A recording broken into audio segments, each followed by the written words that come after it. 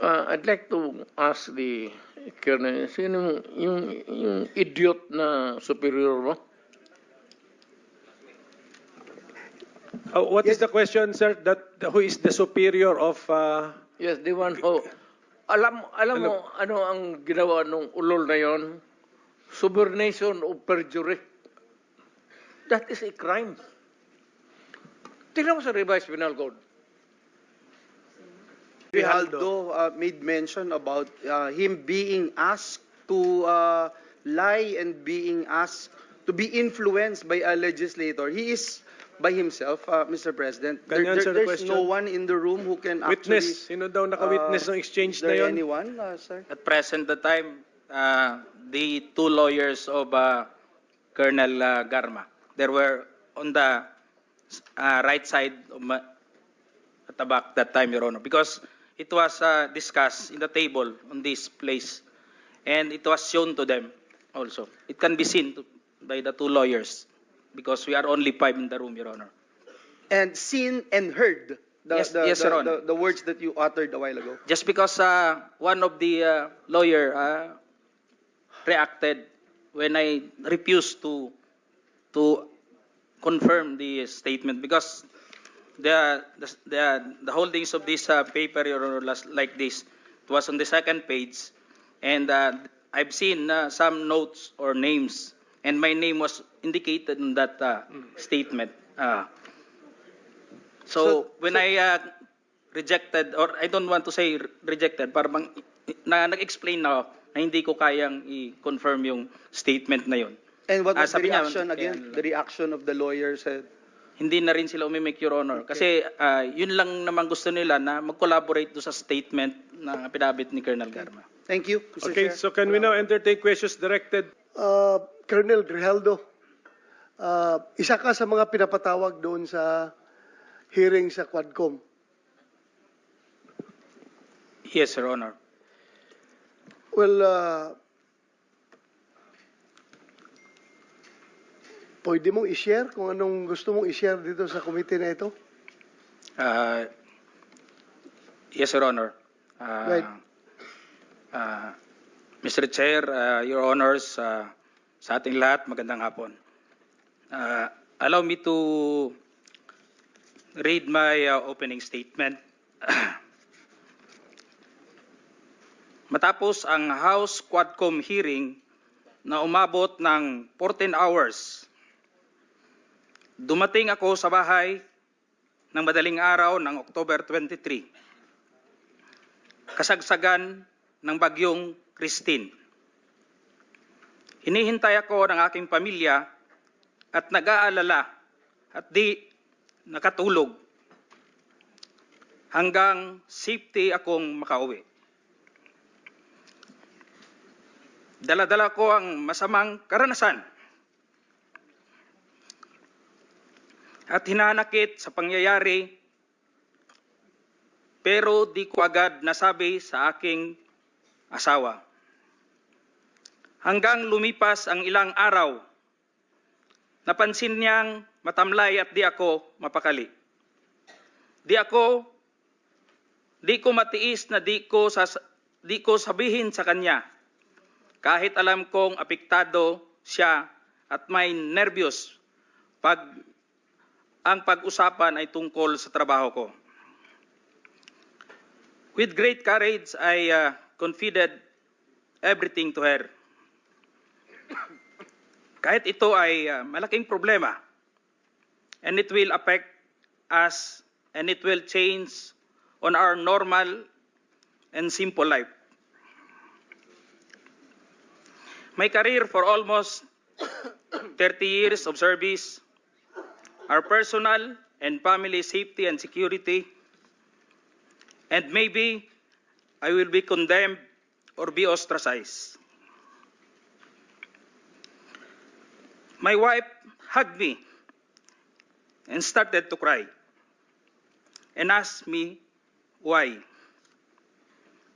I told her patagal na tayong nagsusumikap,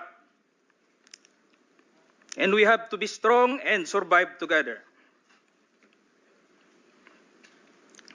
Mauna ni ang panahon nga magpakabanata means makialam. Lisod maging witness rata o maging innocent bystander. Maangol gyapon ta o maging casualty tayo. Gipasabot nako sa iya ha. I have to explain to her. Kailangan naay mo barog sa kamatuoran. There must be someone to rise up to the occasion.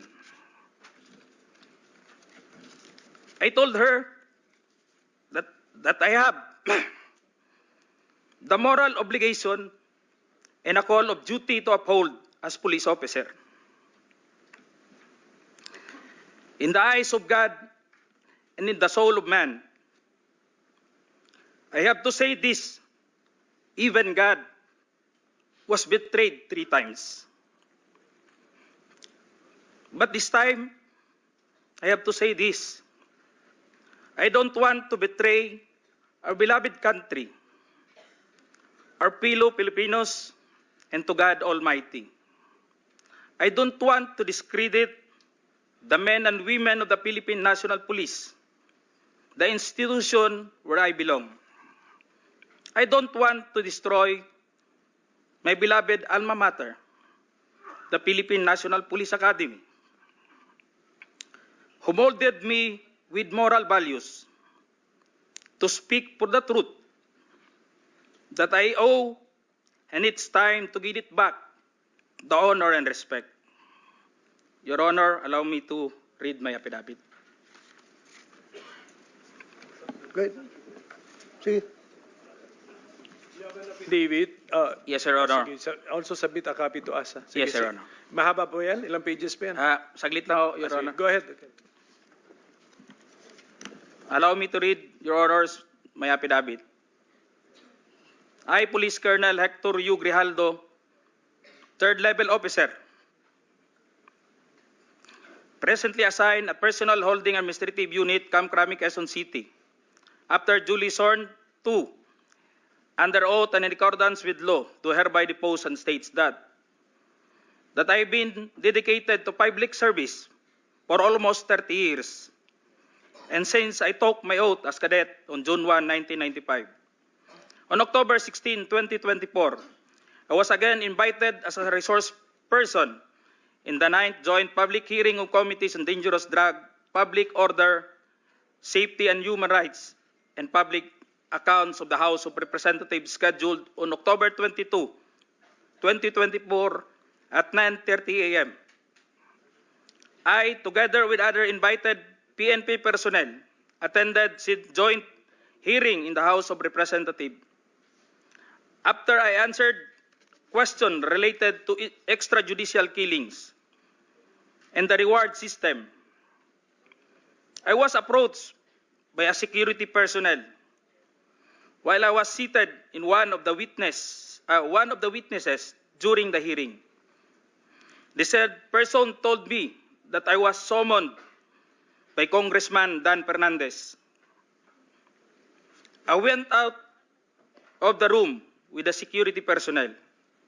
When we were outside, he told me to go to the left corridor and proceed straight to the end room.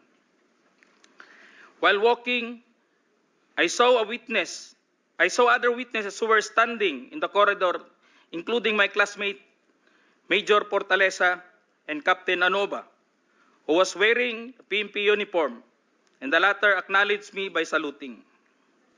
When I entered the room, I saw 2 lawyers of Police Colonel Garma standing inside the room. One of the lawyers approached me and then asked me what we are going to talk about. I said I do not know. After a while, Kong Dan Fernandez entered the room and he asked me to sit beside him on his right side. And then Kong Abante entered the room, sat far end of the chair on the right. One of the lawyers of Police Karma stood near at my back. Kong Dan Fernandez put the paper he was holding on the table and told me, "Ito ang sasabihin mong statement na ito. while pointing on the paragraph on the paper. Ito ang supplemental affidavit ni Colonel Garma. Sabihin mo, alam mo ang reward system. I-confirm mo lang. Kong Dan told me to read the said affidavit. However, I asked the copy of affidavit he was showing to me to read it. He did not give it to me. The lawyer of Police Colonel Garma said, ikaw lang ang pwedeng magsabi niyan, sabi ni Colonel Garma. I was puzzled and I asked myself, why me? I respectfully told him that I cannot confirm. They are saying as I have not read the affidavit. We went silent for a while. And then Kong Dan Fernandez said, while holding the affidavit, saan ka pwede? Dito, noong 1999, about DDS, alam mo to, pulis ka na sa Davao nito. I politely told him that I was not still with the PNP because I was working with the Bureau of Jail Management and Penology in 1999 that time. After some time, Kong Abante asked me how many years those still I have with the PNP. I answered, I still have 4 years before my retirement. Then he made a remark, pwede ka pang maging general. I humbly responded to him, masaya na ako sa ranggo ko, sir. Pagkatapos nito, sir, uuwi na lang ako. At magtatanim na lang ako ng kamote sa amin. The cordial conversation between us continued. And I felt that they wanted me to convince me to do what they wanted me to do. Then Kong Abante asked me where I serve as a chief of police. To which I answered, Mandaluyong City Police Station. Kong Abante then persuaded me by saying, ikaw naman, Colonel, ganito na lang. Alangan namang walang insidente o pangyayari sa panahon na yon. I answered, and I served as a COP in Mandaluyong during the COVID-19 pandemic, and there were less crime committed. And we did not receive any reward from anyone. I added that we only received funds, additional MOA or support fund from the Peace and Order Fund of the LGU. I then respectfully told Kong Dan Fernandez that anybody can debunk my statement if I confirm the testimony of Colonel Garma about the DDS in 1999, since I was not a member of PNP at the time. And I have no personal knowledge as to the reward system. Additionally, I said, the work of the policeman are noble and requires great sacrifice, even without the reward or award. It is our moral obligation and a call of duty to serve our country and people. Then Kong Dan asked me, si Colonel Garma, anong masabi mo sa kanya sa Barayuga? I politely told him I cannot comment on the case. When I respectfully answered him, Sir, mahirap yan. Kasama kami sa nag-iimbestiga at hindi ko alam kung anong kinalaman niya at may investigasyon din sa amin, baka ma-incriminate ako, sir. After the discussion, they did not give me a copy of the second affidavit of Police Colonel Garma. I felt that I disappointed them. Kong Dan Fernandez and Kong Abante left the room, while I and the two lawyers of Police Colonel Garma stayed in the room for a while. I presume that they are about to present the second affidavit of Police Colonel Garma.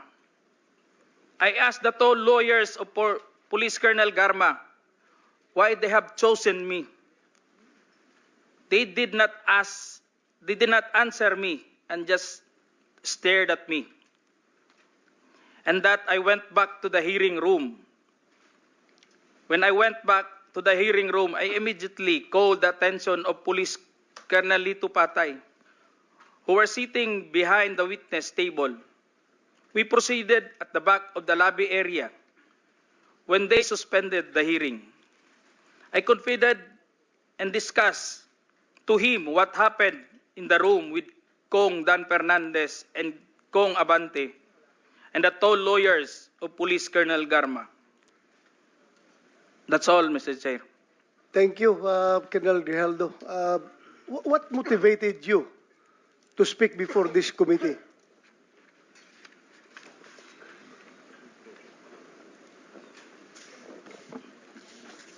The time, Your Honor, I was insulted and it is very offensive. And I think it is inappropriate for anyone to act like that. So meaning you feel that you are being coached to make that statement? Yes, Your Honor. I feel I've been corrupted to make that statement, Your Honor.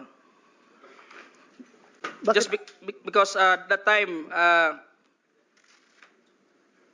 habang nag-uusap-usap, habang nagkakaroon ng deliberation doon sa hearing, Your Honor, hindi ko alam kung may present nila si Colonel Garman that time, Your Honor, na mag-aano nung second supplemental, ay yung supplemental affidavit niya. So do you feel harassed? Did you feel harassed? It's an harassment and very offensive, Your Honor, and uncalled for anybody. That time, I was wearing my uniform You're wearing your as uniform police officer. and you are being told to lie. Parang Am I correct? gusto nilang magsisinungaling po ako, Your Honor. So, Colonel Grijaldo, I would like to thank you for your courage. I'm sure maraming police ngayon nanonood, and if you have observed, mabuti na nagsalita ka, dahil if you have observed the way they are treating policemen in the Quadcom, it's very hard. I feel them. I feel them. Because naging police din ako. Kapag sasabihan ka lang, answer yes or no. You can only answer yes or no. You're not allowed to explain yourself. So, para bang you are being deprived. You are being deprived of your right to explain yourself. Kaya lalong-lalo na kapag ikaw itinuturuan na itong sasabihin mo, itong paragraph sasabihin mo, o dito, pwede ka ba dito? So, that's very inappropriate and it's very irregular for a lawmaker making an investigation in aid of legislation to make that kind of approach to a resource person na parang pinipilit na itong sabihin mo, iko-coach ka, ito, pwede ka ba dito? Para ang lumalabas na meron talaga silang preconceived na goal na kung anong dapat lang ma-hit dito, kaya ginaguide yung magiging statement mo. Am I correct? Yes, Your Honor. So ngayon, Mr. Chairman, kung nakikinig yun ang Philippine National Police, lalong-lalo na yung liderato ng Philippine National Police, I don't know what's his reaction with the statement of Grijaldo, because Colonel Grijaldo is just, I congratulate him for being so courageous enough to speak up for the truth in behalf of all the policemen na parang winawalang hiya sa mga tao na dapat hindi magwalang hiya sa inyo. Ay, kung nakikinig yun ang CPNP, I hope this is your person, this is your man. Dapat dipinsahan ninyo ito. Huwag ninyo itong ilagay sa huwag nyo ilagay sa litsunan, huwag nyo ilitsun itong tao na ito because he's standing for the PNP na dapat hindi ganun ang treatment ng mga resource person pagdating sa investigation. Kasi parang ang baba ng tingin sa inyo, ng nag-iimbestiga sa inyo. Yun lang ang nakikita ko, masyadong mababa. That's all, Mr. Chairman. Thank you, Congratulations. And Thank you, we'd like to Senator thank you for Bato. standing up. Your time has also expired. But sige nga, the long and short of it, yung may clean kwento, kasi hindi ko naman napanood buong Quadcom, Kayo ba ay tumistigo sa Quadcom din, finally? Nagsalita rin kayo ron? Yes, sir. We were already at the... Nag-affidavit ka doon? Nagsabit ka Wala po kaming Wala ka doon. inapidabit po just So, ilang speaking tanong lang from ang the sinagot mo questions. doon? Ilang tanong? Tungkol saan? Anong The topic? last time that I was asked by Congressman Paduano, it's all about the operation sa Oron, Your Honor. Oron? Sa Oron, yes, One sir. particular operation. Yeah. Sa first appearance mo. Second appearance mo. Anong Your topic? Honor, the first appearance on September 27, it's all about about EGK that time, Your Honor. Sige, basta wala kang affidavit, so No, makikita Your na Honor. natin. Okay, so my colleagues, the President is getting tired. So kung meron tayong questions for the address to the former President, tanungin na lang natin. Sir, okay ka lang, sir? Sir, I'm good until 4 o'clock. Yeah, I know. So, 5 na, sir. 5 na. totoo, sir. 4 a.m. 4 a.m. He's referring to 4 Hindi ako a.m. nagpapatawa. Yes, I know that, Mr. President. Grijaldo made mention about him being asked to lie and being asked to be influenced by a legislator. He is by himself, Mr. President. Can you answer the There's question? no one in the room who can Witness. Sino daw naka-witness ng Is exchange na there yon? anyone, sir? At present the time, the two lawyers of Colonel Garma, they were on the right side of at the back that time, Your Honor, because it was discussed in the table on this place, and it was shown to them also. It can be seen by the two lawyers because we are only 5 in the room, Your Honor. And seen and heard Yes, Your Honor. the words that you uttered a while ago. Just because one of the lawyer reacted when I refused to confirm the statement, because the holdings of this paper, Your Honor, like this, it was on the second page, and I've seen some notes or names, and my name was indicated in that statement. So when I rejected, or I don't want to say rejected, parang nag-explain na ako na hindi ko kayang i-confirm yung statement na yun. And what was the Sabi niya, reaction again? The reaction of the lawyer said, Hindi na rin sila umimik, Your Honor. Kasi yun lang naman gusto nila na mag-collaborate do sa statement ng affidavit ni Colonel Garma. thank you, Mr. Okay, Chair. so can we now entertain questions directed to the... I'd like to ask the Colonel, sino yung idiot na superior mo? What is the question, sir? Who is the superior of... Yes, the one who... Alam mo, ano ang ginawa nung ulol na yon? Subornation of perjury. That is a crime. Tingnan mo sa revised penal code.